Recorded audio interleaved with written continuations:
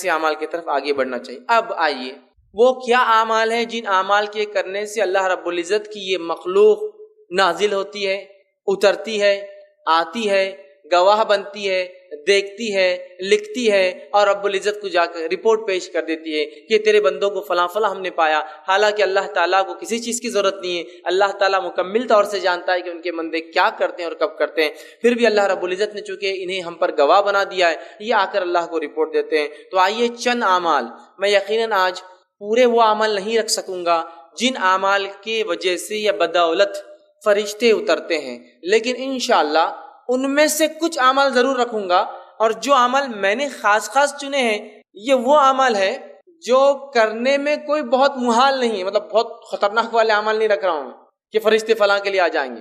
یہ وہ اعمال ہے بہت چھوٹے ہیں، چھوٹے سے مراد ہماری مشقت کے اعتبار سے، اللہ کے نزدیک بہت بڑے اس لیے تو فرشتے اتر رہے ہیں، لیکن ہماری مشقت اور تکلیف کے اعتبار سے بہت چھوٹے ہیں، لیکن اللہ کے بعد بہت درجہ رکھتے ہیں۔ تبھی تو اللہ رب العزت ان کم مشقت والے اعمال پر فرشتوں کو نازل کر دیتا ہے۔ تو میں نے چن کے چند اعمال آپ کے سامنے رکھوں گا، لیکن یقیناً یہ پورے اعمال نہیں ہیں، ان اعمالوں میں سے کچھ اعمال ہیں جن عمل کے کرنے سے، جن عملوں کے اور نیک عمل کے کرنے سے فرشتے اترتے ہیں، گواہ بنتے ہیں، دیکھتے ہیں، جو کہ برکت کا، رحمت کا، اللہ کی رضا کا اور انشاءاللہ عزیز سفارش کا ذریعہ بھی بنیں گے روز قیامت۔ ٹھیک ہے، برکت آئیں گی، رحمت آئیں گی، سفارش کریں گے۔ ٹھیک ہے، تو بہرحال آئیے وہ چند اعمال ہم دیکھتے ہیں۔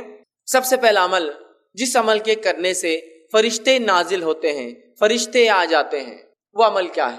ٹھیک، تو سب سے پہلا عمل یہ ہے جس کے کرنے سے انشاءاللہ فرشتے نازل ہوتے، وہ ہے کہ باوضو سونے سے فرشتے نازل ہوتے ہیں۔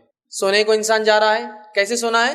وضو کے ساتھ سونا ہے، بہت مشقت کا کام نہیں، سوائے کسی کے پاس اگر پانی نہ ہو تو، ٹھیک، ورنہ کوئی مشقت کا کام نہیں۔ انسان نے وضو کیا، اور آج کل تو الحمدللہ میں سمجھتا ہوں ہیٹر کے ساتھ ساتھ کولر بھی ہوتے ہیں حمام کے اندر، کی ٹھنڈا پانی بھی ہو اگر گرمی زیادہ ہو تو، اور گرم پانی بھی ہو اگر سردی زیادہ ہو تو مشقت کم ہوتی ہے۔ لیکن ہو سکتا ہے کبھی مشقت ہو یا پانی نہ ملے، تو انسان اگر وضو کر کے سوتا ہے، اور اگر اس حدیث کے عمل کے مطابق کہ اس سے تو فرشتے نازل ہوتے ہیں، تو پھر میں سمجھتا ہوں یہ بہت ہی جو ہے نیکی کا اور برکت کا باعث بنتے ہیں، چونکہ فرشتے ہر کسی کے لیے نہیں آتے۔ بات یاد رکھ لیجیے، یہ بات بھی بہرحال یاد رکھ لیجیے، فرشتے ہر کسی کے لیے نہیں اترتے ہیں، جن سے رب راضی ہوتا ہے، آیت ہم دیکھ چکے، جن سے رب راضی ہوتا ہے انہی کے لیے اترتے ہیں۔ تو لہٰذا باوضو ہو کر جو شخص سوتا ہے، فرشتے اس کے لیے اترتے ہیں اور نازل ہوتے ہیں۔ صحیح الجامع کی روایت ہے، نبی اکرم صلی اللہ علیہ وسلم نے فرمایا، عبداللہ بن عباس رضی اللہ عنہما اس کے راوی فرماتے اور کہتے ہیں، اللہ کے رسول صلی اللہ علیہ وسلم نے فرمایا اور کہا، ان جسموں کو پاک کرو، ان جسموں کو پاک کرو، صاف کرو، دھو، اس کا معنی ہے پاک کرو، اللہ تعالیٰ تمہیں پاکیزگی عطا فرمائیں گا۔ اگر جسموں کو پاک کرو گے تو اللہ پاکیزگی اعمال کے اعتبار سے، سوچ اور وچار کے اعتبار سے بھی انشاءاللہ عطا فرمائیں گا۔ تو اسلام میں پاکیزگی بڑی اہم چیز ہے، اور جب میں پاکیزگی کی بات کر رہا ہوں تو اپنے گھر کے حد تک کی پاکیزگی کی بات نہیں ہو رہی ہے، پاکیزگی اپنے جسم کی، پاکیزگی جہاں ہم رہتے ہیں اس کی، پاکیزگی ہمارے محلوں کی، پاکیزگی جو ہمارے شہروں کی، اور پاکیزگی ہمارے ملکوں کی۔ ظاہر ہونا چاہیے کہ ہاں یہ مسلمان ہے اور یہ ایک پاک باز قوم ہے، اس لیے کہ ان کا دین انہیں ہر چیز میں صاف ستھرائی کا حکم دیتا ہے، اور اسلام اتنا پاکیزہ دین ہے، میں آپ کو کیا بتاؤں کہ نبی اکرم صلی اللہ علیہ وسلم جب کھانے کے لیے جاتے تو آپ ہاتھ کو دھویا کرتے، ہاتھ کو دھویا کرتے، مطلب کھانے سے پہلے ہاتھ دھونا یہ اتنا اہم عمل ہے۔ یہ میں اس لیے آپ کو رکھ رہا ہوں کہ دنیا کے اندر یونیسیف کی طرف سے یا ورلڈ ہیلتھ آرگنائز ہو کی طرف سے ایک دن دنیا بھر میں منایا جاتا ہے، ہینڈ واشنگ ڈے، تاکہ لوگ عادی ہو ہاتھ دھو، چونکہ اکثر لوگ بغیر ہاتھ دھوئے کے کھانا کھاتے ہیں، اور اکثر بیماریوں کی وجہ سائنسی اعتبار سے بغیر ہاتھ دھوئے کے کھانا کھانا ہے۔ تو ایک دن ہے پورا سال میں منایا جاتا ہے، صرف ہاتھ دھونا سکھایا جاتا ہے اس دن۔ ہمارے دین نے تو سکھا دیا کہ ہمارے ربی تو 5 وقت وضو کے علاوہ، غسل کے علاوہ کھانے سے پہلے ہاتھ دھوتے، اور صفائی پاکیزگی کا تو یہ معاملہ ہے۔ تو ان جسموں کو پاک کرو، اللہ تمہیں پاکیزگی عطا کرے۔ جو بندہ بھی طہارت کی حالت میں سوئے، یقیناً ایک فرشتہ اس کے ساتھ رات بسر کرتا ہے۔ جو انسان وضو کے ساتھ، طہارت کے ساتھ سوئے تو اس کے لیے ایک فرشتہ رات بھر ساتھ بسر کرتا ہے۔ جب بھی وہ شخص رات کی کسی وقت کروٹ لیتا ہے، ادھر سے ادھر یا ادھر سے ادھر ہوتا ہے، تو فرشتہ کہتا ہے اے اللہ اپنے بندے کو اس کو معاف فرما دے، یقیناً یہ وضو کر کے سویا تھا۔ سبحان اللہ، وضو کر کے سویا، رات میں کروٹ لے رہا ہے، آرام اس کو مل رہا ہے، ایک فرشتہ تعینات ہے، رات بھر دیکھ رہا ہے۔ جب بھی اس نے کروٹ بدلی وہ اللہ سے دعا کرتا ہے، اللہ اس کی مغفرت کر دے، اس کو بخش دے. وجہ یہ وضو کر کے سویا تھا، تیرا پاکیزہ بندہ ہے. دیکھیے کتنی بڑی بات ہے، صرف وضو کر کے. اور یہ وضو کر کے سونا یاد رکھیے اس حالت میں بھی ہے کہ اگر آپ کو غسل نہ بھی ہو تو، اس لیے کہ وضو ایک مستقل عبادت ہے. غسل ہونا نہیں ہونا ایک دوسری چیز ہے. حالانکہ غسل اگر نہ ہو تو وضو سے آپ عبادت نہیں کر سکتے، لیکن وضو خود عبادت ہے. نبی اکرم صلی اللہ علیہ وسلم جنابت کی حالت میں ہوتے، جنوبی ہوتے، لیکن آپ جب اپنے بیویوں سے ملتے تو سونے سے پہلے آپ نے فرمایا اگر غسل نہ کر سکے تو وضو کر لیا کرو. اس لیے کہ جنوبی مطلب جو آدمی جنابت کی حالت میں ہوتا، بیوی سے ہم بستری کیا ہوا ہوتا ہے، فرشتے اس سے دور بھاگتے ہیں، لیکن وضو کرنے سے نزدیک آ جاتے ہیں. تو وضو کر کے آپ سوتے ہیں. وضو مستقل عبادت ہے. تو وضو کا معمول رکھیے، وضو سے سویا کیجیے. غسل ہو نہ ہو، عورتیں ناپاکی کریں لیکن وضو کر کے سوئے. حدیث میں وضو کرنے والے کی فضیلت ہے. انسان جنابت کی حالت میں وضو کر کے سوئے، اس لیے کہ وضو کرنے والے کی کروٹ کروٹ پر فرشتہ کھڑا ہے، انتظار کر رہا ہے. کروٹ لی، وہ دعا کر رہا ہے. فائدہ تو ہمارا ہم نہیں لے رہے ہیں، اور ایک فرشتہ ہمارے لیے مغفرت کی دعا کر رہا ہے. تو یہ مخلوق اللہ کی بڑی پاکیزہ مخلوق ہے. اگر یہ دعا کرتے ہیں تو یہ عمل کوئی معمولی اللہ کے نزدیک نہیں ہے، بڑا اہم عمل ہے. وضو کا عادت بنا لیجئے، دن ہو رات ہو، وضو ٹوٹے کہ دوسرا وضو کر لینا، وضو ٹوٹے کہ دوسرا وضو، ایک عادت بنا لیجئے تاکہ انشاءاللہ جس موت بھی آیا تو وضو کی حالت میں انسان چلے جائے دنیا سے. تو بڑی اہم چیزیں یاد رکھیے. تو وضو کا معاملہ رکھے. اور ان لوگوں کے لیے اس میں بہت بدبختی کی علامت ہے جو طہارت سے دن میں بھی رہتے تو رات میں کیا وضو کر کے سوئیں گے. بدبختی ہے نا، ظاہر سی بات ہے. ایسے لوگوں کے لیے فرشتے تھوڑی آئیں گے، شیاطین ساتھ رہیں گے ان کے، تو ہے نا. تو بہرحال کتنی بڑی فضیلت وضو کی آتی ہے. دوسرا وہ کام جس کے کرنے سے فرشتے نازل ہوتے ہیں، فرشتے اترتے ہیں، دعائیں کرتے ہیں. اور ظاہر سے فرشتوں کا اترنا یہ بہت سارے معنوں میں لیا جا سکتا ہے. دعا کرتے ہیں، مغفرت کی دعا کرتے ہیں، رحمت کی دعا کرتے ہیں، برکتیں لاتے ہیں، نصرت اور مدد کرتے ہیں. ٹھیک ہے، بہت سارے معنی ہو سکتے ہیں اس کے، ان کے اترنے کے. کئی چیزیں یہ کر سکتے ہیں اگر یہ اترتے ہیں تو. یہاں دوسری چیز جس چیز کے کرنے سے حدیث میں آتا ہے کہ فرشتے نازل ہوتے ہیں، اس چیز میں سے ایک چیز ہے اہل ذکر کی مجالس.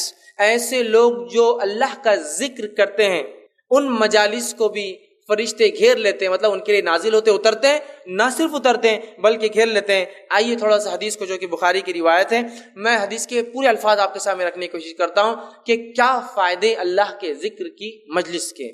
اور اللہ کے رسول نے لعنت بھیجی ایسی مجلسوں پر جو اللہ کے ذکر سے شروع اور ختم نہیں ہوتی ہے. تو آئیے سنیے بخاری کی روایت، آپ سے فرماتے ہیں اللہ تعالیٰ کے کچھ فرشتے ایسے ہیں جو ذکر کرنے والی مجلسوں کو، مجلس مطلب کچھ لوگ بیٹھے اللہ کے ذکر سے ہر بار مراد نہیں کہ آپ بیٹھ کے سبحان اللہ انشاءاللہ ماشاءاللہ کہتے رہے، بلکہ اس کا معنی یہ جہاں بھی اللہ کا ذکر ہوتا ہے، بات ہوتی ہے. تو آپ فرماتے ہیں ذکر والوں کو تلاش کرتے ہوئے جو ہے راستوں میں گھومتے پھرتے رہتے ہیں. جب وہ کسی ایسی جماعت کو، ایسی مجلس کو پاتے ہیں جو اللہ کا ذکر میں مصروف ہوتی ہے تو وہ ایک دوسرے کو پکار کر کہتے ہیں آ جاؤ، جو کام کے لیے آئے تھے یہاں ہو رہا ہے. وہ مطلب فرشتے اپنی پیٹرولنگ پہ نکلے ہوئے گھوم رہے ہیں، تلاش کر رہے ہیں لوگوں کو. جیسے ان کو اپنے ٹارگٹ آڈینس مل گیا، فوراً کہا چلو سب آ جاؤ، ادھر ایک کام ہو رہا ہے جس کے لیے ہم گھوم رہے تھے. پکارتے اور کہتے ہیں کہ ادھر آؤ، یہاں تمہاری حاجت جو چیز کے لیے نکلے ہیں، طلب کی چیزیں وہ یہاں ہے. وہ اہل مجلس کو آسمانی دنیا تک اپنے پروں سے ڈھانپ لیتے ہیں اور اتنے جمع ہوتے ہیں چونکہ ان کو پر ہوتے ہیں، اور ایک پر ایک تہبت ہے پہلے آسمان تک چلی جاتی ان کی جو ہے تعداد. اتنا گھیرتے ہیں اس مجلس کو کہ یہاں جہاں ذکر ہو رہا ہے وہاں سے لے کر فرسٹ اسکائی تک، پہلے آسمان تک بولے مجلس کو اپنے پروں سے ڈھانک لیتے ہیں. جب وہاں سے فارغ ہو کر جو ہے اللہ کے پاس جاتے، مجلس ختم ہو گئی، وہ اللہ کے پاس چلے گئے اپنا کام کر کے، چونکہ ان کا کام یہی ہوتا ہے صرف ذکر والوں کی مجلسوں کو نوٹ کرے اور چلے جائے. تو وہ جو ہے ان کا رب ان سے پوچھتا ہے، حالانکہ اس کو سب پتا ہوتا ہے. اللہ پھر بھی ان سے سوال کرتا ہے، حالانکہ اللہ کو حاجت نہیں، اسے پتا ہے کہ کیا ہوا تھا. سوال کرتا ہے اور جو ہے وہ پوچھتا ہے. اللہ تعالیٰ کہتا ہے میرے بندے کیا کہہ رہے تھے، کیا کر رہے تھے، کیا کہہ رہے تھے وہ؟ تو فرشتے جواب دیتے ہیں وہ تیری تسبیح، تکبیر، تحمید اور تمجید بیان کر رہے تھے، تیری بزرگی، پاکیزگی، بڑائی بیان کر رہے تھے وہ لوگ. پھر اللہ تعالیٰ ان سے پوچھتا ہے کیا انہوں نے مجھے دیکھا ہے؟ کیا وہ لوگ جو میرے بارے میں اتنا کچھ کر رہے تھے کیا مجھے دیکھا ہے؟ فرشتے کہتے اللہ کی قسم انہوں نے تجھے نہیں دیکھا. اللہ تیری قسم تجھے دیکھا نہیں انہوں نے، لیکن پھر بھی کرتے ہیں دیکھا ہے. اللہ تعالیٰ فرماتا ہے اگر وہ مجھے دیکھ لے تو ان کا کیا حال ہوگا؟ پھر جب بغیر دیکھے وہ یہ سب کر رہے تھے اپنی مجلسوں میں، تو اے فرشتوں اگر مجھے دیکھ لے تو کیا ہوگا؟ تو فرشتے جواب دیتے ہیں، فرماتے ہیں فرشتے عرض کرتے ہیں اگر وہ تجھے دیکھ لے تو تیری اس سے بھی زیادہ عبادت کرنے لگیں گے. اگر دیکھ لے، جب نہیں دیکھا تو اتنی کر رہے تھے، اے اللہ اگر دیکھ لے تو بہت کریں گے. آگے یہ ہوتا ہے اس سے بھی زیادہ تیری بزرگی جو ہے اور اس کی جو بڑائی بیان کریں گے، پاکیزگی بیان کریں گے. تو اللہ تعالیٰ سوال کرتا ہے وہ کیا مانگ رہے تھے، کیا مانگ رہے تھے، ان کا سوال کیا تھا جو چیز مانگ رہے تھے؟ فرشتے فرماتے جواب دیتے ہیں وہ تجھ سے تیری جنت مانگ رہے تھے. انسان ظاہر سی بات ہے دنیا میں کوئی بھی عمل کیوں کرتا ہے؟ جنت کا متلاشی طلبگار ہوتا ہے. تو وہ تجھ سے تیری جنت مانگ رہے تھے. اللہ تعالیٰ فرماتا ہے اور کہتا ہے کیا انہوں نے میری جنت دیکھی ہے جو مانگ رہے تھے مجھ سے؟ تو فرشتے کہتے ہیں اللہ تیری قسم انہوں نے جنت دیکھی نہیں ابھی. اللہ فرماتا ہے اگر دیکھ لے تو وہ کہتے ہیں اگر وہ جنت دیکھ لے تو کیا ہی حال ہوگا ان کا. پھر مطلب اور بڑھ چڑھ کے کریں گے. اگر ایک انسان کو یہ کہا جائے کہ یہ ملیں گا 10ویں پاس ہو جاؤ تو گاڑی دلائیں گے, گاڑی آئی نہیں ہاتھ میں ابھی, تو خوشی کی لہر دوڑ اٹھتی. تو اللہ پوچھتا ہے کیا جنت دیکھی ہے کیا انہوں نے؟ تو وہ فرشتے کہتے ہیں اللہ تیری قسم جنت نہیں دیکھی. تو اللہ پوچھتا ہے اگر دیکھ لے تو کیا حال ہوگا ان لوگوں کا؟ تو وہ جو ہے اسے اگر دیکھ لے تو اس کے لیے ان کی حرص طلب اور شدید ہو جائیں گے. اللہ اگر تو دکھا دے تو بہت شدت سے وہ اعمال کریں گے جس اعمال کی وجہ سے تو جنت دیتا ہے. بہت شدید طلب ان کی بڑھ جائیں گی اور اس میں ان کی رغبت اور زیادہ ہو جائیں گی. اللہ تعالیٰ پوچھتا ہے وہ کس چیز سے پناہ مانگ رہے تھے؟ چلو مانگ تو جنت رہتے لیکن کس چیز سے میری پناہ چاہتے تھے؟ تو فرشتے کہتے ہیں عرض کرتے ہیں وہ جہنم کی آنکھ سے تیری پناہ مانگ رہے تھے اللہ. تو اللہ تعالیٰ سوال کرتا کیا انہوں نے جہنم کو دیکھا ہے؟ تو فرشتے جواب دیتے ہیں فرماتے ہیں عرض کرتے ہیں تیری قسم ہے اللہ انہوں نے جہنم کو ابھی دیکھا نہیں ہے. اللہ تعالیٰ فرماتا اگر دیکھ لے تو کیا حال ہوگا؟ تو فرشتے کہتے ہیں اگر دیکھ لے تو اس سے کہیں زیادہ اور بھاگیں گے اور دوڑیں گے اور عمل کریں گے. جنت بھی دیکھیں گے تو بھاگیں گے, جہنم بھی دیکھیں گے تو نیکی کی طرف بھاگیں گے, گناہوں کو مطلب چھوڑ دیں گے, دوڑیں گے. فرمایا اللہ تعالیٰ بھی فرماتا ہے بس میں تمہیں اس بات کا گواہ وٹنس بناتا ہوں. اب تم نے یہ سب کہہ دیا, رپورٹ دے دی, تو بس میں اب تمہیں اس بات کا گواہ بناتا ہوں کہ میں نے ان تمام کو جو اس مجلس میں بیٹھے ہیں بخش دیا, مغفرت کر دی. تو آپ فرماتے ہیں جو فرشتوں کو اللہ یہ کہتا ہے اس مجلس میں سے, فرشتوں کی مجلس میں گروپ میں سے ایک کہتا ہے, ایک فرشتہ سوال کرتا ہے اللہ آپ سب کو بخش دے رہے, تو سب کو معاف کر دے رہا ہے مجلس میں. حالانکہ اس مجلس میں کچھ ایسے بندے تھے جو ایسا جا رہے تھے, جاتے جاتے 2 منٹ آ کر بیٹھ گئے, مطلب تھوڑی دیر آ کر بیٹھ گئے. ان کی نیت بھی نہیں تھی, ان کا کوئی انٹینٹ نیت بھی نہیں تھی کہ اس مجلس میں خاص آئے اس کے لیے سفر کرے, بس ایسے گزر رہے تھے. کسی نے دیکھا مجلس چل رہی ہے, آئے مجلس میں بیٹھے, کچھ باتیں مجلس میں سن لی, ٹھیک ہے. تو اللہ رب العزت جواب دیتا ہے اس فرشتے کو جو سوال کرتا ہے ایک تو نیت سے نہیں آیا تھا, بس یوں ہی بیٹھ کر چلا گیا اور تو نے تو سب کو معاف کر دیا ساری مجلس میں. تو اللہ تعالیٰ جواب دیتا ہے اور فرماتا ہے یہ اللہ کو یاد کرنے والے ہم نشین ہیں کہ ان کے ساتھ بیٹھنے والے بھی محروم نہیں رہتے ہیں. اللہ کی مجلس, اس کا ذکر, اس کی بات اتنی اہم ہے کہ اللہ رب العزت فرماتا ہے ان میں خالی چلتے ہوئے بغیر نیت کے بیٹھنے والا بھی محروم نہیں رہتا ہے. اس لیے علماء لکھتے ہیں اچھے لوگوں کی صحبت بڑی اہم چیز ہے. یہاں اچھے اور نیک لوگ جمع تھے, جس میں ایک انسان یوں ہی چلتے چلتے آ کر بیٹھ گیا تو اپنی مغفرت کروا کر نکل گیا وہاں سے. نیک لوگوں کی صحبت معمولی چیز نہیں ہے, ہمیں چاہیے کہ ہم نیک لوگوں کی صحبت اختیار کریں, اس لیے کہ صحبت بہت اثر انداز چیز ہوتی ہے. بہرحال تو اللہ کے ذکر کرنے والی مجلسوں کو فرشتے گھیر لیتے, نازل ہوتے. تیسری چیز, قرآن پڑھتے وقت جو ہے سکینت لے کر فرشتے اترتے ہیں. تیسرا کام جسے کرنے سے فرشتے اترتے ہیں وہ کیا ہے؟ قرآن کا جو ہے قرآن کی تلاوت. صحیح مسلم کی روایت ہے, نبی اکرم صلی اللہ علیہ وسلم فرماتے اور کہتے ہیں ایک شخص سورہ کہف پڑھ رہا تھا اور اس کے یہاں جو ہے 2 لمبی رسیوں سے اس نے اپنا گھوڑا باندھ رکھا تھا. سو اس پر ایک بدلی آنے لگی. وہ جب سورہ کہف پڑھنے لگا تو ایک بدلی بادل آنے لگے اور وہ گھومنے لگی, مطلب وہ بادل جو ہے گھومنے لگے, وہ بدلی جو تھی گھومنے لگی اور قریب آنے لگی. جیسے جیسے وہ پڑھ رہا تھا ویسے ویسے قریب آ رہی تھی. اس کا گھوڑا اس کو دیکھ کر بدکنے لگا, ڈرنے لگا کہ کیا ہو رہا ہے. پھر جب صبح ہوئی تو وہ نبی اکرم صلی اللہ علیہ وسلم کے پاس آیا اور ذکر کیا اللہ کے رسول ایسا ایسا ہوا. تو آپ نے فرمایا یہ جو تسکین ہے جو قرآن کی برکت سے اتر رہی تھی, اور ایک روایت میں وہ فرشتے تھے جو سکینت کو لے کر تجھ پر اتر رہے تھے. تو قرآن کی تلاوت اور بالخصوص سورہ کہف کی تلاوت کرنے سے سکینت اترتی ہے, اور سکینت کو جو لاتے ہیں وہ ہوتے ہیں فرشتے. تو اگر کوئی انسان تلاوت قرآن کرتا ہے تو سکینت طاری ہوتی ہے. اللہ ہم پر رحم کرے. ہمارے گھروں میں تو قرآن کبھی کبھار کھلتا ہے.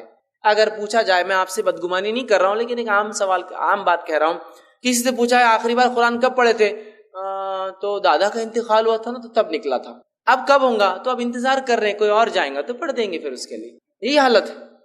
آخری بار کا وہ انتقال ہوا تھا نہیں, اس کے علاوہ وہ جب گھر بنائے تھے نیا, جب پڑھ لیے تھے, اس کے بعد جب نئی دکان بنی, مطلب یاد بھی ہوتا صدیوں سالوں کا رہتا. 10 سال پہلے دکان کھلی تو جب پڑھے تھے, پھر دادی مرے یا دادا مرے تب پڑھے تھے, پھر نئے گھر بنا تو تب پڑھے تھے. گویا قرآن صرف رسم کے طور پر رہ گیا. یا پھر خوب جھگڑا ہو جائے اپنے حق کی بات ہو تو پھر قرآن پڑھ لیتے تھے, وہ قرآن میں لکھا ہوا ہے. اپنے خلاف ہو تو پھر نہیں، وہ سب ٹھیک نہیں، جو چل رہا ہے اس کو ماننا پڑے گا. تو قرآن سے آج دوری ہے. صرف قرآن پڑھنے والے کے لیے اگر سکینت اور فرشتے اترتے ہیں تو پڑھ کر عمل کر کے اس کو دوسروں تک پہنچانے والوں کے لیے کیا کیا نہیں ہوتا ہوں گا. اگر سٹارٹنگ میں یہ حال ہے تو جب شروعات اس درجے کی ہے تو خاتمہ کس انداز کا ہوگا، یہ اندازہ لگا لیجئے. اسی طرح فرشتے جن لوگوں کے لیے اترتے ہیں ان میں سے ایک ہے مسجد میں قرآن پڑھنے اور پڑھانے والوں پر فرشتے نازل ہوتے ہیں. ایک تو قرآن پڑھنا عام، مسجد میں پڑھنا مطلب مسجد ایسی جگہ ہے جہاں اللہ کا ذکر کرنا چاہیے اور قرآن اس میں سب سے افضل ہے، یاد رکھیے بہت افضل ذکر ہے. تو لہٰذا مسجد میں اگر قرآن پڑھے اور پڑھائے، پڑھنے اور پڑھانے والوں کے لیے فرشتے نازل ہوتے ہیں. ابو ہریرہ رضی اللہ عنہ حدیث کی راوی فرماتے ہیں اور کہتے ہیں، یہ صحیح مسلم کی روایت ہے، جو شخص، میرا حدیث لمبی ہے اس کا خالی وہ ٹکڑا رکھتا ہوں، جب لوگ اللہ تعالیٰ کی کتاب پڑھنے اور پڑھانے کے لیے اللہ تعالیٰ کے گھروں میں سے کسی گھر میں جمع ہوتے ہیں تو ان پر اللہ تعالیٰ کی رحمت اترتی ہے جو انہیں ڈھانپ لیتی ہے، فرشتے انہیں گھیر لیتے ہیں اور اللہ تعالیٰ فرشتوں میں ان کا ذکر کرتا ہے. تو جب مسجد میں قرآن پڑھا جاتا ہے تو نتیجہ یہ نکلتا ہے کہ اس کے نتیجے میں فرشتے نازل ہوتے ہیں کہ تو قرآن پڑھا جا رہا ہے، اور جو ہے اس کو گھیر لیتے ہیں اور اللہ تعالیٰ فرشتوں میں ان لوگوں کا ذکر کرتا ہے جو مسجد میں قرآن پڑھتے یا دوسروں کو پڑھاتے ہیں. ٹھیک ہے، تو ہمیں ایک معمول بنانا چاہیے کہ اللہ کے گھروں میں اللہ کی کتاب پڑھی جائے، اور بالخصوص چونکہ ہم لوگ عربی زبان نہیں جانتے، اس کا ضرور اہتمام ہو کہ ہمارے مسجدوں یا گھروں میں جب قرآن پڑھا جائے تو ترجمہ بھی ساتھ پڑھا جائے، اور ہو سکے تو ایک قدم اور آگے بڑھ کے تفسیر بھی ضرور پڑھی جائے. اس میں کھلے طور سے کہتا ہوں جو بہتر لگتا ہے پڑھیے آپ کے نزدیک، میں کوئی نام بھی نہیں لیتا ہوں آپ سے، بس اللہ کی کتاب کو کھولیے، چونکہ اللہ کی کتاب کی خصوصیت ہے. علامہ ابن تیمیہ رحمہ اللہ فرماتے ہیں کہ جب کوئی شخص قرآن کی غلط تفسیر کرتا ہے تو اگلی آیتیں فوراً اس کو رد کر دیتی ہے. تو اس لیے ہمارا ایمان اور عقیدہ ہے کوئی اس کی غلط نہیں کر سکتا جب بھی پکڑا جاتا ہے، اور کہیں نہ کہیں لوگ نکل کر پھر صحیح چیز کی طرف آتے ہیں. میں کہتا ہوں پڑھیے تو صحیح، عادت تو ڈالیے نا، تم کون سی جماعت کے بلبل کون سا پڑھنا، ارے جو تم کو پسند ہے بھیا، میں بولتا بھی نہیں ہوں کچھ. شروعات تو کرو، پڑھو تو صحیح. نماز پڑھو تو کوئی یہ نہیں بول سکتا نماز پڑھو کا معنی ایکسرسائز کرو، نماز ہی بولیں گا نا.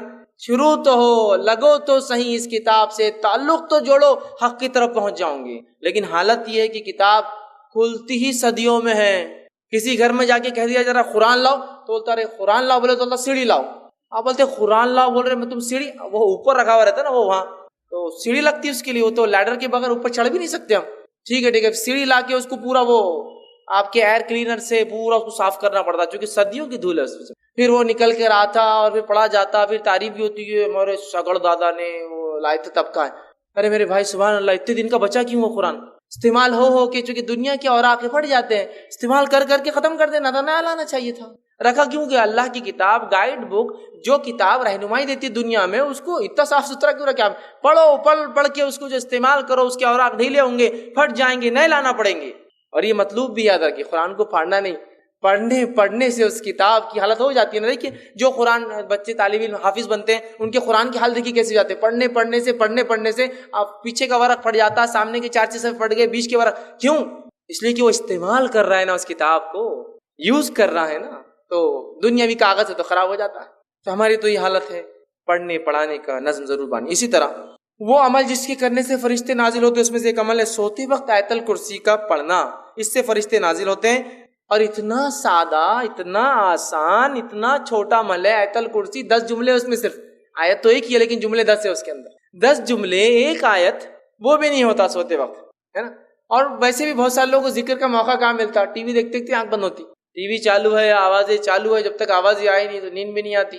سائیکولوجیکل ڈسٹرب ہو گئے اس کو دیکھ دیکھ کر، اطمینان کھو بیٹھے ہیں، شور کے اندر نیند آتی. تو پھر وہ دیکھتے سورے کہاں اللہ کا ذکر، اور کیا ہے آیت الکرسی پڑھا کیجئے.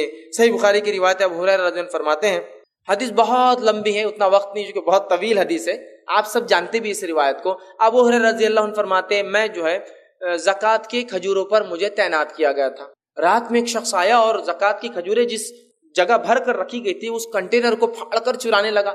میں نے جا کر پکڑا اور کہا کہ اب صبح اللہ کے رسول صلی اللہ علیہ وسلم کے پاس لے جاؤں گا. کھجور چرا رہے تھے، زکوٰۃ کا مال چرا رہے تھے. تو کہا نہیں میرے بیوی بچے بہت بھوکے، میں کل نہیں آؤں گا، تم چھوڑ دو میرے کو. کہا ٹھیک ہے اب کل نہیں آنا. چھوڑ دیتے چونکہ رحم کھا کر کہ یار بیچارہ بھوکے بچے بھی، چلو ٹھیک ہے۔ صبح اٹھتے ہیں فجر میں، کہتے اللہ کے رسول کر رہا تھا، ایک آدمی آیا تھا کھجور چرا رہا تھا، پھر آپ نے کہا کیا ہوا؟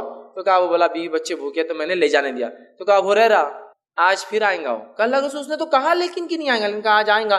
ابو ہریرہ رضی اللہ فرماتے اب تو میں مستعد تھا، چونکہ آپ نے بول دیے تھے اب آئیں گا تو بس شور آنے ہی والا ہے۔ میں کھڑا تھا اور آیا وہ، پھر چرا رہا تھا، پھر میں نے پکڑا، کہا آج تو گیا، اب تو لے جاؤں گا آپ کے سامنے اور صبح ذلیل کروں گا، چوری کر رہا تھا نا۔ تو کہا نہیں میرے بیوی بچے بھوکے تھے، میں پریشان تھا، اب کل نہیں آؤں گا، یہ وعدہ رہا۔ کہا ٹھیک ہے چلے جا، رحم کھا لیا۔ تیسرے دن پھر یہ ہوا، دوسرے دن آپ کے پاس فجر میں ملے، آپ سے فرمایا کیا ہوا رات؟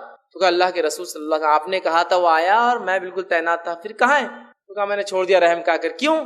تو بولے وہ اس کی بیوی بچے بھوکے تھے، پھر میرے سے بڑی آہو بکا کرنے لگا، گزارش ہے چھوڑ دیا۔ کہا ابو ہریرہ آج پھر آئیں گا۔ کہا آج پھر تو کہاں آ جانے والا؟ تو ابو ہریرہ فرماتے ہیں میں نے سوچ لیا کہ آج تو اس کو نہیں چھوڑوں گا، گیا آج۔ تیسرے دن پھر آیا، پکڑا، کہا آج کوئی ریکویسٹ نہیں، کوئی گزارش نہیں، کوئی بات نہیں چلنے والی، 2 دن سے تم آ رہے ہو۔ تیسرے دن آیا، کہا اب نہیں، تو کہا آج چھوڑ دو، اب نہیں آؤں گا، میں ایک بات تمہیں ایک کلمہ سکھا دیتا ہوں، اگر اس کلمے کو پڑھ لو تو فرشتہ ایک آسمان سے نازل ہوتا ہے جو رات بھر فجر تک تمہاری حفاظت کرتا ہے اور شیاطین تم سے دور بھاگ جاتے ہیں۔ کہا کیا ہے؟ تو کہا سوتے وقت جو ہے آیت الکرسی پڑھ لینا۔ صبح ہوئی، فجر کی نماز پڑھی، نبی اکرم صلی اللہ علیہ وسلم ملاقات ہوئی۔ کہا ابو ہریرہ تمہارے خیری کا کیا ہوا، آیا تھا؟ تو کہا آج بھی آیا تھا۔ کہا کہاں ہے؟ تو کہا میں نے آج بھی چھوڑ دیا اس کو۔ تو کہا کیوں؟ تو کہا اس نے ایک کلمہ مجھے سکھا دیا جس کلمے کے بارے میں اس نے یہ کہا کہ اس کو پڑھنے سے رات بھر ایک فرشتہ اترتا ہے، نازل ہو کے حفاظت کرتا ہے، میں نے چھوڑ دیا۔ تو کہا ابو ہریرہ یہ بات اس نے سچ کہی ہے، اور تم جانتے وہ کون تھا؟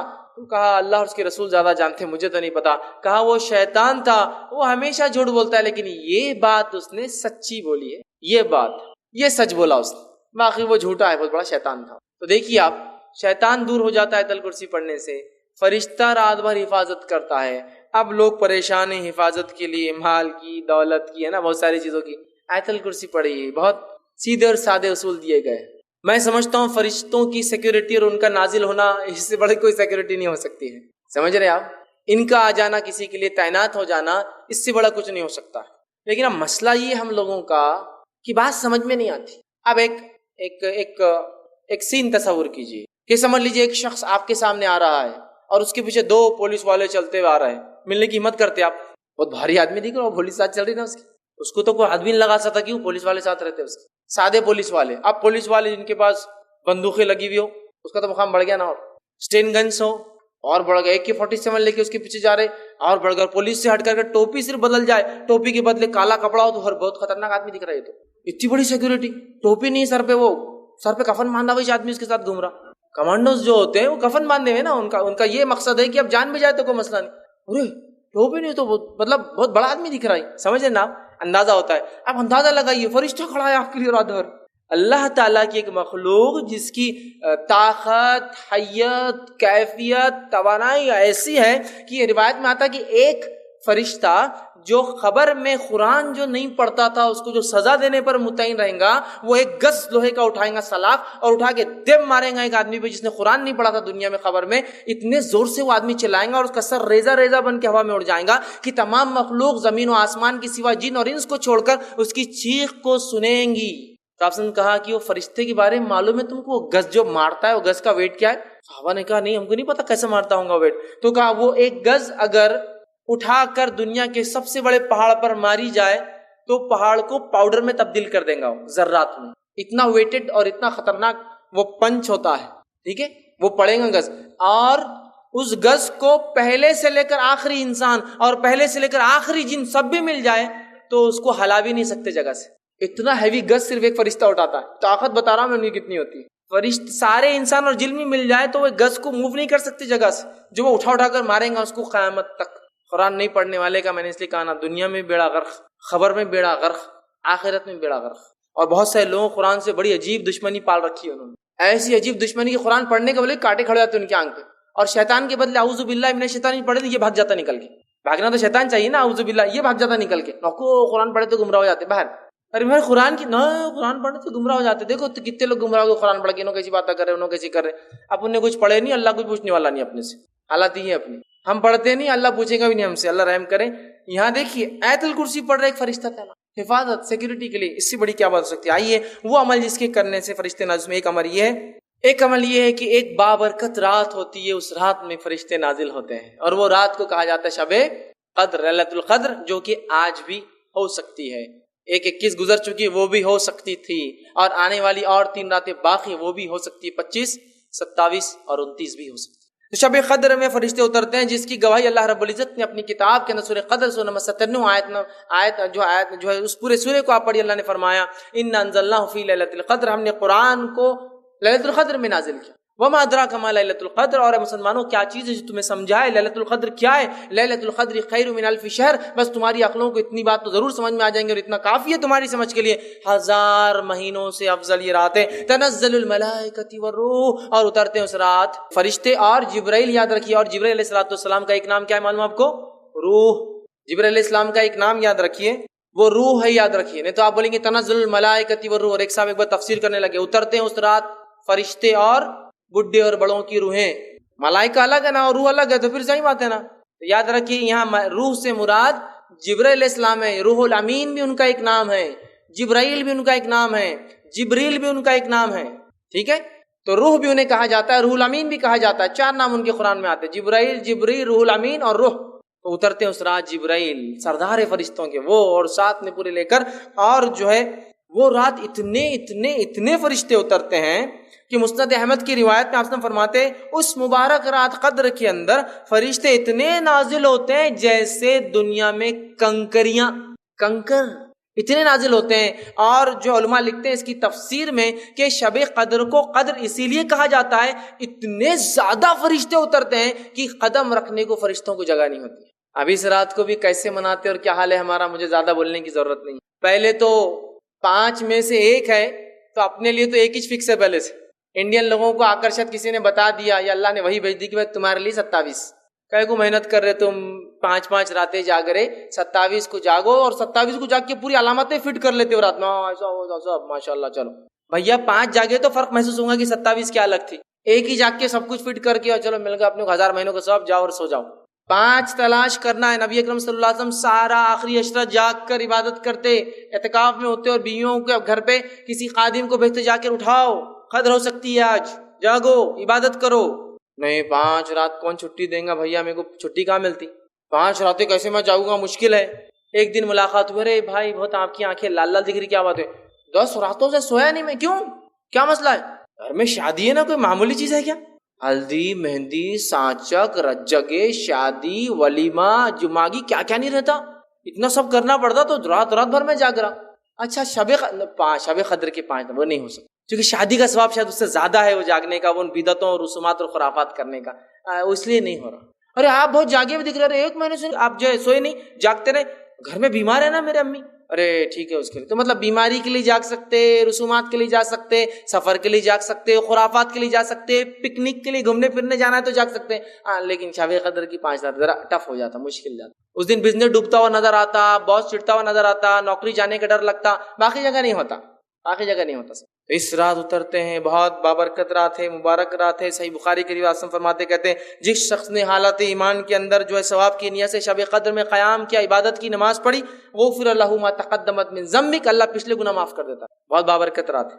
اسی طرح وہ عمل جن کے کرنے سے فرشتے نازل، اس میں سے ایک عمل یہ ہے استقامت، جم جانا اپنے دین پر، اس سے بھی فرشتے نازل ہوتے ہیں۔ اللہ رب العزت سورہ فصیلت سورہ نمبر 41 آیت نمبر 30 میں فرماتا ہے، کہتا ہے ان الذين قالوا ربنا الله ثم استقاموا تتنزل عليهم الملائكة الا تخافوا ولا تحزنوا وابشروا بالجنة التي كنتم توعدون۔ اللہ فرماتا ہے، کہتا ہے بے شک جن لوگوں نے یہ کہا کہ ہمارا رب اللہ ہے، اور ثم استقم، اور اس پر جم گئے، استقامت حاصل کری، تتنزل عليهم الملائكة، تو ان کے اوپر اترتے ہیں فرشتے، اللہ تخافوا، اور کہتے آ کر خوف مت کھاؤ، وتحزنوا، اور غم بھی مت کھاؤ، ڈرو بھی مت، خوف بھی مت کھاؤ، پریشان بھی مت ہو، وابشروا، اور بشارتیں دیتے ہیں جنت کی جس کا تم سے وعدہ کیا جا رہا ہے۔ کتنی بڑی بات ہے نا، استقامت دین پر جم جانے کو کہتے ہیں۔ اب استقامت تو بڑی دور کی بات ہے، دھکے دھکے پر ایمان آ رہا اور جا رہا، استقامت مطلب جم جانا، ڈٹ جانا۔ صحیح مسلم کی روایت ہے، ایک صحابی اور کہ اللہ کے رسول صلی اللہ علیہ وسلم مجھے کوئی ایسی وصیت اور بات بتائیے جس کو میں مان لوں آپ کی، کہ میں جو ہے یہ بات کو ہمیشہ کروں اور میں جو ہے اس پر عمل پیرا ہوں۔ تو آپ نے فرمایا قل آمنت باللہ، تو یہ کہے کہ اللہ پر ایمان لا، ثم استقم، پھر جم جا اس کے اوپر، اڑ جا اپنے دین پر اور اسلام پر کہ دنیا گئی تو گئی، نوکری گئی تو گئی، معاملات دنیا جو سمجھے، لوگ میرے بارے میں جو کہتے، اگر میرے دین نے کہا ہے سم مستقیم، جم گیا میں اس کے اوپر، اب مجھے کوئی ہلا نہیں سکتا۔ یہ بڑی اہم چیز۔ ارے بھیا اتنی بڑی داڑھی رکھ لیا تو نے، داڑھی کی وجہ سے کسٹمر تھوڑی آئیں گے سٹاسٹ صاف۔ کسٹمر بولے تو بہت بڑا اس کا مقام رہتا نا۔ استقامت، جم جائیے، اس دن کو حق سمجھتے ہیں، توکل کر لیجیے پھر اللہ پر، سب کچھ یہ کرنے والا ہے، کوشش نہیں چھوڑنا ہے۔ لیکن ہاں میں یہ نہیں کر رہا ہوں کہ آپ کچھ نہیں گھر میں پڑے رہیے، کوشش کرتے رہیے۔ تو بہرحال استقامت جو اختیار کرتا ہے، فرشتے نازل ہو کے خوشخبریاں دیتے ہیں، غم مت کھاؤ، ڈرو مت، کچھ نہیں ہوتا، تسلی دیتے ہیں۔ جس کے ساتھ کیفیت حالات واقعات ہے وہ جانتا کیسی تسلی فرشتے اس کو، سکینت طاری ہو جاتی جب دنیا پریشان ہے، وہ سکون، چونکہ اس کو فرشتے بشارت دے رہے ہیں، سکون طاری کر رہے ہیں۔ اسی طرح وہ عمل جس سے کرنے سے فرشتے نازل، وہ ہے تہجد گزار، جو رات میں اٹھ کر نماز پڑھتا ہے تہجد کی، اس کے لیے فرشتے اترتے ہیں۔ اور صحیح مسلم کی روایت ہے، نبی اکرم صلی اللہ علیہ وسلم نے کہا جسے خوف ہو کہ آخری شب میں وہ نہ اٹھ سکے تو وہ اول شب میں پڑھ لے، مطلب رات کی نماز جو اول شب میں پڑھ لے، جلدی پڑھ لے۔ اور جسے آرزو ہو کہ آخر شب میں اٹھے تو یہ تو افضل ہے، تو آخر شب میں اٹھ کر تہجد کی نماز پڑھے، اس لیے کہ آخر شب کی نماز ایسی ہے کہ اس میں فرشتے نازل ہوتے ہیں اور وہ افضل ہے۔ تو تہجد اول بھی پڑھی جاتی ہے، عشاء کے بعد پڑھی جا سکتی ہے، اور آخری وقت اس کا سحر کا آخری وقت ہے تب بھی پڑھی جا سکتی ہے، اور اگر آخری وقت میں پڑھو تو فرشتے حاضر ہوتے ہیں۔ دیکھیے تہجد جو شخص پڑھتا ہے فرشتے حاضر ہوتے ہیں اس کے۔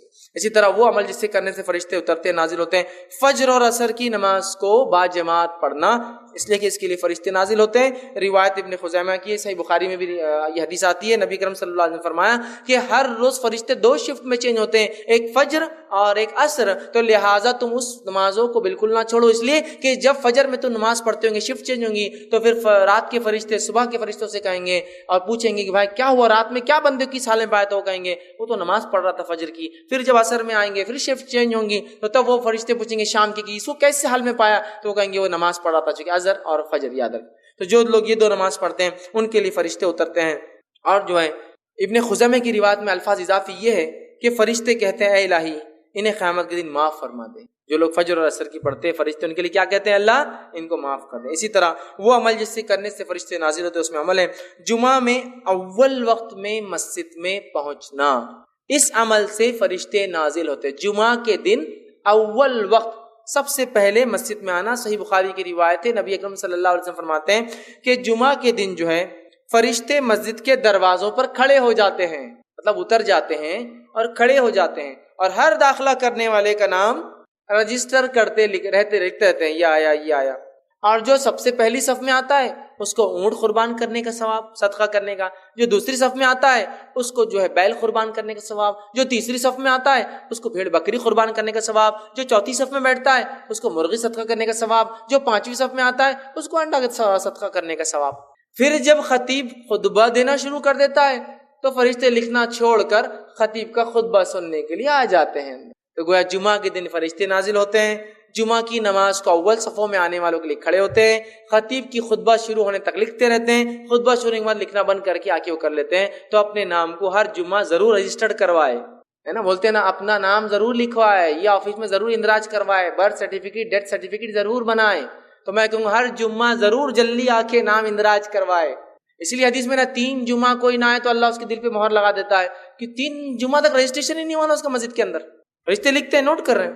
تو جمعہ میں آنا ہے اور خطبہ شروع ہونے سے پہلے، ہمارے پاس بہت سارے لوگ مسجد کے سامنے بھی آگے تو پیچھے بڑھ جاتے ہیں، بولتے ہیں ابھی خطبہ ختم ہوگا نا جب وہ پڑھیں گے تو تب بھاگتے ہوئے آگے پیچھے کھڑے جانے کا، اپنے کو بہت لمبا خطبہ دیتے یار، بہت وہ ہوتا، میرے کو جمتا نہیں، میرے کو فلاں ہوتا۔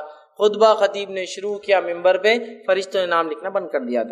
اسی طرح وہ عمل جس سے کرنے سے فرشتے اترتے ہیں وہ یہ جنگل میں بیابان میں جب اکیلے ہو کوئی نہ ہو تو کیا کرے، اذان دے، اقامت دے اور نماز پڑھے، تو ایسے لوگوں کے لیے فرشتے نازل ہوتے ہیں۔ سنی حدیث کے الفاظ، ترغیب و ترہیب کی روایت ہے، ٹھیک ہے، طبرانی کے اندر یہ روایت آتی ہے۔ سلمان جو ہے فارسی رضی اللہ عنہ اس کے راوی فرماتے کہتے ہیں جب کوئی شخص جنگل میں ہو اور نماز کا وقت ہو جائے تو اسے چاہیے کہ وضو کر لے، اگر پانی نہ ہو تو تیمم کر لے، پھر اقامت کہہ کر نماز پڑھے۔ تو ان اس کے جو ہے دونوں جانب فرشتے جو ہے کھڑے ہو جاتے ہیں، اور جب وہ نماز اذان دے کر اقامت دینے کے بعد پڑھے تو اس کے پیچھے فرشتوں کے لشکر جو ہے دونوں کنارے آ کر کھڑے ہو جاتے ہیں، اور اتنے زیادہ ہوتے ہیں کہ جدھر تک نظر جائے ادھر تک آ کے صف بنا کر کھڑے ہو جاتے ہیں، نماز پڑھتے ہیں، اور جب وہ رکوع کرتا ہے تو وہ رکوع کرتے ہیں، جب یہ سجدہ کرتا ہے تو وہ بھی سجدہ کرتے ہیں۔ جنگل بیابان میں اذان دے کر اقامت دے کر نماز پڑھے، اور یہ بات بھی یاد رکھیے، جب آپ جنگل بیابان میں نہ بھی ہو، نماز آپ کی چھوٹ جائے، مسجد میں آپ پڑھے تو اقامت ضرور دے، چونکہ اقامت کے بعد جو نماز پڑھ جائے ثواب زیادہ ملتا ہے اس کا۔ اذان تو ہو گئی لیکن آپ لیٹ ہو گئے، تو جب آپ خود کی بھی نماز اگر اکیلے بھی پڑھے تو اقامت دیں گے۔ حدیث میں کیا ہے؟ اکیلا ہے، اذان بھی دے، اقامت بھی دے، اور اگر اقامت دے کر نماز پڑھتا ہے تو فرشتے دو کھڑے ہوتے پیچھے، اذان دے کر اقامت دے کر نماز پڑھتا ہے تو پیچھے بھی کھڑے ہو کر جتنی نظر وہاں تک کھڑے ہو جاتے ہیں، اور وہ رکوع کرتا ہے تو فرشتے بھی رکوع کرتے ہیں، وہ کھڑا ہوتا ہے تو فرشتے بھی کھڑے، اور وہ سجدہ کرتا ہے تو فرشتے بھی سجدے کرتے ہیں۔ کتنی بڑی بات ہے نا، کتنی بڑی بات ہے۔ اکیلے بھی نماز پڑھنا ہے انسان کو، جنگل میں بھی ہو تو پڑھنا ہے، چاند پر بھی ہو تو پڑھنا ہے، زمین کے اندر ہے پڑھنا ہے، پانی کے اندر پڑھنا ہے، نماز پڑھنا ہے۔ مسئلہ یہ کہ سب کچھ سہولت ملنے کے بعد بھی ہم نہیں پڑھتے۔ یہ فائدہ تو وہی اٹھائیں گا نا جو عادی ہے، جس کو عادت ہے نماز کی، تو بیابان میں بولیں گے بھائی بے چینی ہو رہی، نماز کے بغیر نہیں رہ سکتا، ٹھیک ہے فرشتے۔ اور اسی طرح جو ہے اپنے غیر موجود بھائی کے لیے دعا کرنا، اس کے لیے فرشتے اترتے ہیں اور آمین اس کے لیے دعا کرتے ہیں۔ آپ سے فرماتے ہیں، صحیح مسلم کی روایت ہے، مسلمان شخص کی اپنے غیر موجود بھائی کے لیے دعا قبول کی جاتی ہے، اور آپ سے فرماتے ہیں ایک فرشتہ اترتا ہے جو مقرر ہوتا ہے، جب یہ آدمی اس کے غائبانے میں دعا کرتا ہے تو وہ فرشتہ اس دعا کو سنتا ہے اور اللہ سے ایک دعا کرتا ہے، اے اللہ جو اس نے اس بھائی کے لیے مانگا تو اس کے لیے وہ چیز دے دے۔ سبحان اللہ، دوسرے کے لیے دعا کرو، اپنے لیے دعا فرشتے سے قبول کرواؤ یا کرواؤ۔ میں دعا کر رہا ہوں اپنے بھائی کے لیے، اور میرے لیے فرشتہ دعا کر رہا ہے، اللہ جو اس نے اس کے لیے مانگا تو اس کو دے دے، جو اس نے اس کے لیے مانگا تو اس کو دے۔ اے اللہ میرا یہ بھائی بڑا غریب دکھ رہا ہے، اس کے حالات کو درست کر دے۔ فرشتہ بولتا ہے اللہ اس کی حالت کو درست کر دے، اس کے مالی حالت کو درست کر دے۔ اے اللہ وہ بڑا بیمار انسان دکھ رہا ہے، غائبانہ، لیکن یہ بولنے والا نہیں کہ میں نے تمہارے لیے دعا کیا، غائبانہ خاموش، بولنا نہیں ہے۔ اور میں کہتا ہوں نا، دعاؤں کا ایسا معمول بنا لے، اپنا ایسا معمول بنا لے، فری ہوتی ہیں، بس الفاظ نکالنا ہے منہ سے، الفاظ اس کو بھی نہیں ہوتا۔ دعاؤں کا تو بڑا مسئلہ ہے بھیا، کہاں دعائیں کرتے ہیں ہم، اور اگر کوئی دعائیں دے تو ویسے بولتے ہیں اتنے بڈھے ہو گئے تم، پورے داڑھی میں بال ابھی بھی کالے، اور دعائیں دے رہے تم ہم کو، شرم آ رہی تمہاری دعاؤں کو سن کے ہم کو۔ دعاؤں کا چلن نہیں ہے نا، چلن ہی نہیں ہے۔ اور ہمارے پاس ہندوستان میں تو وہ حال ہے دعاؤں کا کہ کوئی دعائیں دے دے، اور دعا دینے کو لوگ ڈرتے بھی ہیں کہ جو دعا دیے تو بڈھے ہو جاتے، اور یہاں بڈھا تو کوئی ہوتا نہیں، سب جوان مرتے ہیں ہمارے پاس۔ کون بڈھا کے بڈھے دکھتے ہیں کیا آپ کو؟ آج کہاں دکھتے ہیں؟ 90 سال ہے لیکن بالوں سے تو پتہ نہیں چلتا کہ 90 سال کے۔ ابھی تو میں جوان ہوں، غذا وزا مار کے بالکل بہترین، بڈھا ہوا ہی نہیں بیچارہ، دعائیں کیسے دیں گے؟ ایک مرتبہ ایک صاحب تھے، انہوں نے ایک شخص کو دعائیں دی، جو دعائیں دی تو بھاگ گیا۔ میں نے کہا تمہیں وہ آدمی دعائیں دے رہا تم بھاگ گئے؟ تو نہیں، بولے اتنا سا بچہ دعا دے رہا ہے، میں کوئی شرم آ رہی تھی سننے کو۔ دعاؤں کے چلن نہیں، عام کر دیجئے دعاؤں کو، عادی ہو جائیے دعاؤں کو۔ اگر دعاؤں کا معمول دیکھنا ہے تو اب عرب کو دیکھیے، بات ہے اس کی کہ میں آیا ہوں یہ کام کے لیے، اس سے پہلے 10 دعائیں، اور جاتے وقت 10 دعائیں اور کام تھا اس کو خالی میں یہ کام کے لیے آیا ہوں۔ جو لوگ گلف کنٹریز میں گئے ہوں گے آپ دیکھیے، ہوا بھرانے کے لیے آپ کہیں جائیے، وہ 2-4 دعائیں دیں گا، جو بھرنے والا اگر ہوگا تو جاتے وقت 2-4 دعائیں اور کام کیا تھا، ہوا بھرو بولنا ہے آپ کو۔ عادی ہے وہ دعاؤں میں، عادی بن جائیے تبھی تو نکلیں گی نا غائبانہ اپنے بھائی کے لیے دعا، جب سامنے نکلیں گی تو پیچھے بھی نکلیں گی۔ عادت بنائیے دعائیں دینے، خوب دعائیں دیجیے۔ عربی ضروری نہیں، آپ اردو میں بولو نا، اللہ اچھا رکھو، اللہ سے، یہ تو بول سکتے ہیں نا، چلو عربی نہیں آتی تو یہ تو بول سکتے ہیں نا، کیا مسئلہ؟ اتنے الفاظ نہیں، وہ بھی گھستی زبان ہماری بولنے کے لیے۔ غائبانہ دعا کی فضیلت تو آپ دیکھیے، آپ اس کے لیے اور فرشتہ آپ کے، کتنی بڑی بات ہے۔ دعاؤں کا معمول، ہر جگہ دعاؤں کا معمول بنا، عادی بنا لیجیے، تو دعائیں نکالیے۔ ایمبولینس جا رہی ہے ایک سامنے سے، کوئی نہ کوئی ہے خطرے میں ہے، اے اللہ اس کو شفا اور صحت دے، ورنہ چل گیا تو کیا کریں گے؟ ایمرجنسی میں دکھ رہا نا، ایمبولینس میں جا رہا، نکلنا چاہیے دعا دل سے۔ غائبانہ دعا ہوں گی اس کے لیے، آپ نہیں پتا کون ہے بیچارہ، تو دعاؤں کی عادی ہوں گے تو جب ایمبولینس دعا نکلیں گی، دعائیں کا مسئلہ ہے نا بڑا۔ دعائیں دیجئے، کثرت سے دیجئے، غائبانہ دیجئے، فائدہ اٹھائیے۔ فرشتہ اترتا ہے، سنتا ہے، آمین کہتا ہے، اور اللہ سے کہتا ہے اللہ اس کو وہ دے جو اس نے اپنے بھائی کے لیے مانگا۔ بہت بڑی بات ہے، یاد رکھیے، بہت بڑی بات ہے فرشتوں کا ہمارے لیے دعا کرنا۔ وہ عمل جسے کرنے سے فرشتے نازل ہوتے ہیں، دعائیں کرتے ہیں، اس میں سے ایک عمل یہ ہے اللہ کے لیے کسی بھائی سے ملاقات کے لیے جانا، اللہ کے لیے کسی بھائی سے ملاقات کے لیے جانا۔ صحیح مسلم کی روایت ہے، آپ صلی اللہ علیہ وسلم فرماتے اور کہتے ہیں ایک آدمی دوسری بستی کی طرف جانے لگا اپنے ایک دینی بھائی سے، مسلمان بھائی سے ملنے کے لیے، تو اللہ تعالیٰ نے راستے میں ایک فرشتے کو تعینات کر دیا، اس کی آزمائش کے لیے، اس سے پوچھنے کے لیے کر دیا۔ جب وہ اس فرشتے کے پاس پہنچا تو اس فرشتے نے پوچھا کہاں جا رہے ہو؟ تو اس شخص نے کہا میں اس بستی میں اپنے ایک بھائی سے ملنے کے لیے جا رہا ہوں۔ فرشتے نے پوچھا کیا تو نے اس پر کوئی احسان کیا ہے جس کی وجہ سے تو وہاں جا رہا ہے؟ جیسا کچھ لینا ہے اس سے کوئی احسان، پیسے دیا ہوا تو ادھار واپس لینے جا رہا کچھ کرنے، احسان کیا ہے؟ تو اس پر کوئی احسان کیا ہے جسے تو بڑھانا چاہتا ہے یا لینا چاہتا ہے؟ کہا نہیں، بس میں اتنی سی بات کے لیے جا رہا ہوں کہ اللہ تعالیٰ مجھ سے راضی ہو جائے، اس خاطر چونکہ میں اس سے اللہ سے محبت کرتا ہوں اور میرا رب مجھ سے راضی ہو جائے بول کر میں اپنے اس بھائی سے ملاقات کے لیے جا رہا ہوں۔ وہ اس کا رشتہ دار نہیں ہے، دینی بھائی ہے، صرف ملاقات کے لیے جا رہا ہوں جس طرح تو نے رضا کی خاطر، فرشتے نے جواب دیا، جس طرح تو نے رضا کی خاطر اپنے بھائی سے تو محبت کی خاطر جاتا ہے، تو وہ فرشتہ دعا دیتا ہے اور کہتا ہے کہ محبت کی ہے اس لیے تو جا رہا ہے اپنے بھائی سے، اللہ تعالیٰ بھی تجھ سے محبت فرماتا ہے، تجھ سے محبت کرتا ہے۔ فرشتہ نازل ہوا کس شخص کے لیے؟ جو اپنے بھائی سے صرف اللہ کے لیے ملنے جا رہا تھا، ہے نا؟ تو یہ بھی معمول بنائیے، اپنے دوست، رشتہ دار، احباب، رشتہ دار تو اور زیادہ حقدار ہے، لیکن ایسے لوگ جو دینی اعتبار سے ہے ملاقات کیجیے ان سے جا کر، یہ بڑا افضل عمل ہے۔ اللہ کے فرشتے نازل ہوتے ہیں ایسے لوگوں کے لیے، دعائیں کرتے اور اللہ محبت کرنا شروع کر دیتا ہے، ٹھیک ہے؟ اسی طرح جو ہے وہ شخص جس کے لیے فرشتے نازل ہوتے ہیں ان میں سے ایک ہے لوگ اس سے رشتہ توڑے اور وہ ان سے رشتہ جوڑے رکھے، لوگ اس سے رشتہ توڑے اور وہ ان سے رشتہ جوڑے رکھے، ایسے لوگوں کے لیے بھی فرشتے نازل ہوتے ہیں۔ صحیح مسلم کی روایت ہے، ابو ہریرہ رضی اللہ عنہ فرماتے کہتے ہیں کہ اللہ کے رسول صلی اللہ علیہ وسلم نے کہا کہ آپ کے پاس ایک شخص آیا اور اس نے کہا اللہ کے رسول میرے کچھ رشتہ دار ہیں کہ میں ان سے تعلق جوڑتا ہوں اور مجھ سے تعلق توڑتے ہیں، میں ان سے حسن سلوک کرتا ہوں وہ میرے ساتھ برا سلوک کرتے ہیں، میں ان کے ساتھ تحمل اور بردباری مطلب معاف کرتا ہوں، درگزر کرتا ہوں، ظاہر کرتا ہوں، اور وہ میرے ساتھ نادانی سے پیش آتے ہیں۔ آپ نے فرمایا اگر ایسا ہی ہے جیسا تو بتا رہا ہے کہ وہ ایسا کرتے ہیں تیرے ساتھ، تیری اس کی بات کہتا ہے، تو گویا ان کے منہ میں تو راکھ ڈالتا ہے، گرم راکھ، تیرا یہ اتنا اچھا عمل ان کے منہ میں تو انگار ڈال رہا ہے اس عمل کی وجہ سے، مطلب وہ توڑتے ہیں تو نہیں توڑتا۔ پھر فرمایا ان کے مقابلے میں تیرے ساتھ ہمیشہ اللہ کی طرف سے ایک مددگار رہیں گا جب تک تو اس عمل پہ باقی رہیں گا۔ کب تک ایک مددگار اللہ کی طرف سے تیرے ساتھ رہیں گا؟ جب تک وہ رشتہ توڑے اور تو جوڑتے رہے، ایک فرشتہ تیرے ساتھ ہمیشہ مددگار بن کر رہیں گا۔ سیکیورٹی فرشتہ ہے آپ کے ساتھ، بڑی اہم بات ہے، بہت اہم چیز یاد رکھیں۔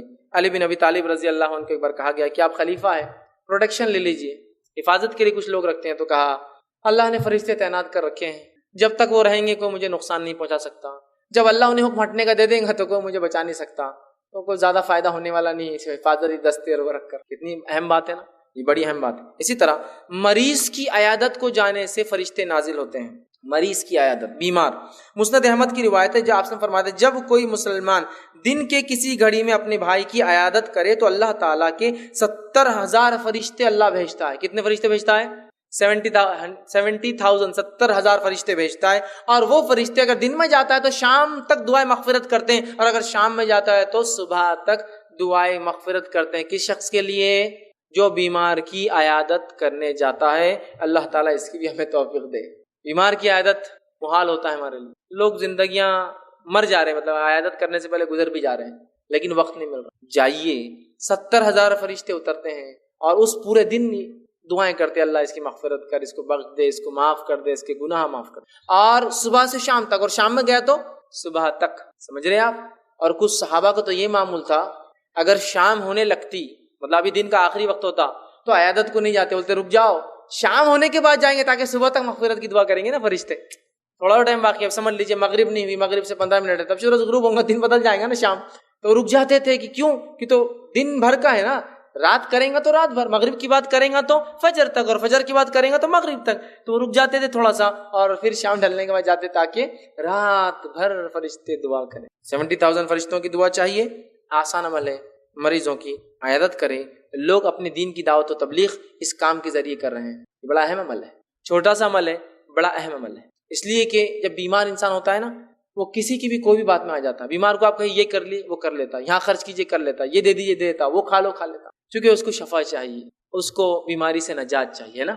ایسے موقع پر اگر حق والے لوگ نہیں جائیں گے تو پھر کون جاتے؟ باطل چلے جاتے ہیں، کچھ بھی سنا دیتے ہیں، کوئی بھی طریقہ بتا دیتے ہیں، پھر آپ بولتے ارے وہ ایسا کر رہا ہے وہ غلط ہے، تو بھائی آپ جا کے بتاؤ نا۔ بیماری ایک موقع ایسا ہوتا ہے، لوگ سنتے ہیں، جانا چاہیے، یاد رکھیے، ٹھیک ہے۔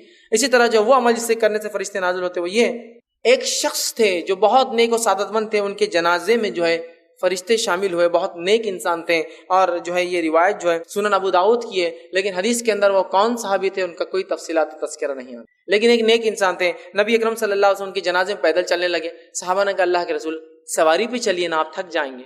آپ نے کہا نہیں، پھر واپس آنے لگے تو پھر کہا اللہ کے رسول صلی اللہ علیہ وسلم سواری پہ چلیے نا، تھک جائیں گے۔ اس سے پتہ چلا بوڑھا انسان یا بیمار انسان سواری پر بھی قبرستان جا سکتا ہے۔ پھر جب آئے تو کہا اللہ کے رسول آپ نے آج ہماری سواری نہیں لی، ہم اتنا چاہ رہے تھے کہ آپ سواری پہ جانا، سواری پہ جانا۔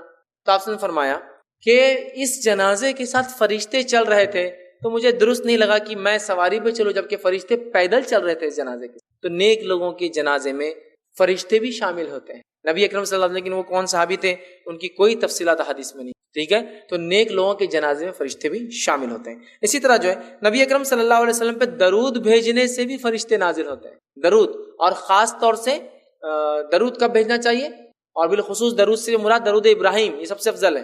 یہ جمعہ کے دن تو خاص کثرت سے بھیجنا چاہیے، زیادہ۔ اور درود کے اتنے فضائل ہیں، انشاءاللہ میں آگے فرشتے کس کے لیے دعا کرتے ہیں اور کس کے لیے بد دعا کرتے ہیں ایک اور عنوان آ رہا ہے، اس میں انشاءاللہ بات رکھوں گا، لیکن مختصر کہتا ہوں فرشتے دعا کرتے اور درود کے فضائل میں ایک بات یہ آتی ہے، ایک صحابی نے کہا اللہ کے رسول اگر میں اپنی